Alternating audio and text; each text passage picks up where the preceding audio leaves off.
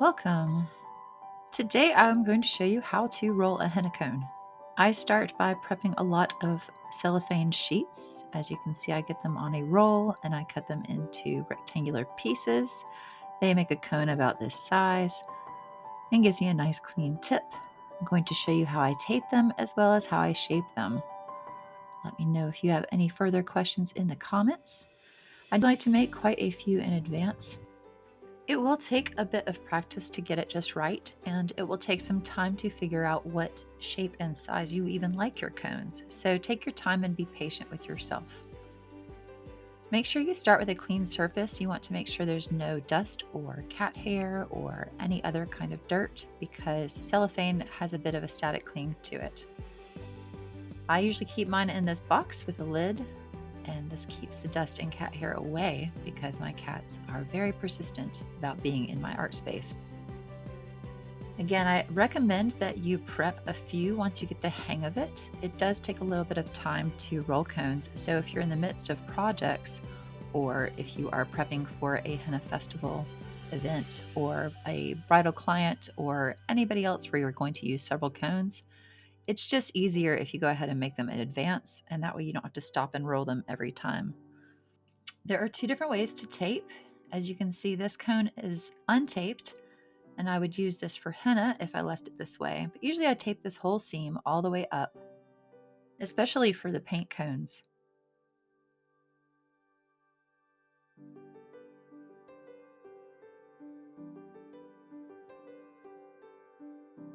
So here I'm starting with a couple of rectangular sheets.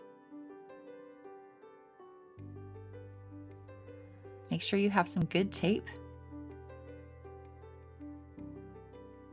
You'll start with the rectangle and you'll start with the top right corner and fold it down. Hold the other corner in place and this will create a cone shape, a little triangle. You're going to hold that spot and roll downward and try to keep the cone about the same size while not letting the tip change shape too much. You'll continue to roll the cone until it is completely wrapped around itself.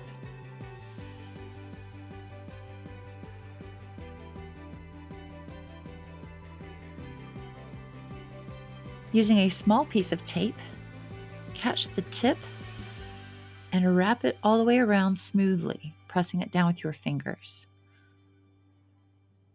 I do recommend at least one more piece of tape to tape up this seam that is left, which will help to seal your cone. When I'm painting, I always tape the seam completely closed all the way to the top. And that's because I don't always use all of the paint that's in the cone, and wrapping it in this way and sealing it will ensure that my paint stays as fresh as possible for as long as possible. If air can get in, my paint will dry out a lot quicker and I'll throw the whole cone away if it gets too clogged up. So this just helps me not waste materials.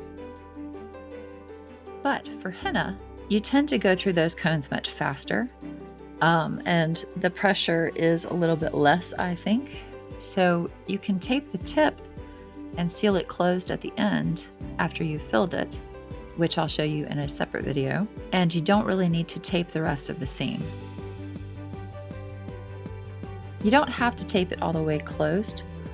When using henna, a little bit of tape works fine.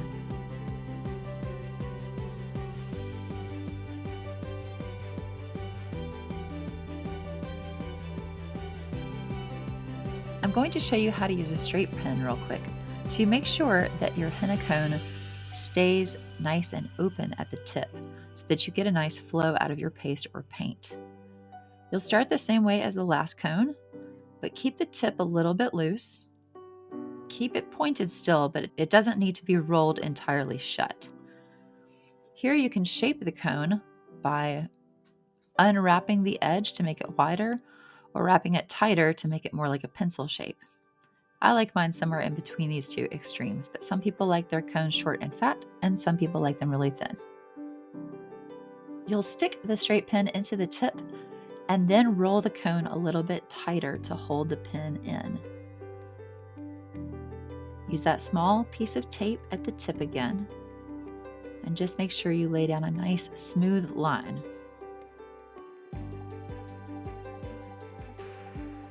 Then you can take the straight pin out and continue taping.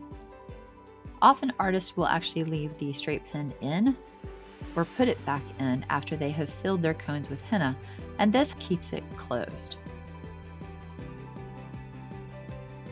Once you've mastered this, you'll be ready to fill your cones. Make sure that you snip your tips before you do any filling. This will help the air flow through the cone and keep it from being stopped up. And you want to try to keep bubbles out of your cones as well. But I will detail all of that in another video. Let me know what you think of this one. Let me know if you have any further questions, and I will try to make videos that answer those questions for you. Thanks for joining me. See you next time.